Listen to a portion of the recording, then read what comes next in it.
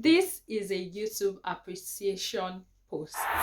Like, YouTube is goated. YouTube is not like, I won't even say it's a social media, like it's in a class of its own. And I give kudos to the people who created or invented YouTube. YouTube, well, this is not a paid ad. Nobody paid me to do this. I just feel like if something has been resourceful, if something has been beneficial to me, I like to share it. I like to talk about it. I don't like hoard it.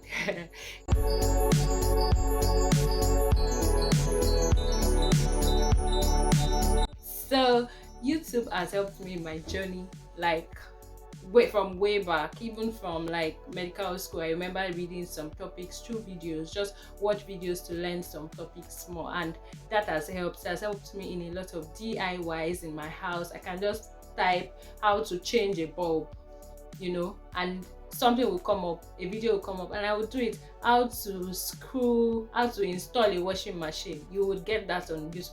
I've definitely not installed a washing machine before, but that's like an example of things that YouTube can bring up and can help you bring various subjects on different topics, and it's just very versatile. So a very good example of how YouTube helped me and is still helping me with DIYs is when I started learning how to make my daughter's hair. So when I was younger, I never really knew how to make hair. I didn't know how to weave. I didn't know how to do anything literally with hair. I couldn't do anything with hair. My mom would be like, "What if you have a daughter?" And I would be like, "Oh, God will give me sons so that I don't have to make hair for a child." So, but lo and behold, I got a daughter, and yeah, my beautiful daughter, I had to start making her hair. Even though initially I started giving it out to people to help me make, but later I decided that I would learn how to make this girl's hair. It's possible. So what did I do? I just came onto YouTube and I started typing in how to make hair, how to do weaving, how to do different styles, and like for beginners. And I saw different numerous videos actually that put me through on how to make hair. Right now I wouldn't say like I'm a professional, but I can make decent hair for her to take out, and I think that's a plus. That's a very, very big plus from YouTube. I remember threading her hair at some point. See the picture. I made another style. This was one day I was trying to make her hair for her. I've made this style also recently. I forgot to take a picture. This is 1 week after the hair. Of course, on a toddler's hair, you won't expect it to be so neat anymore.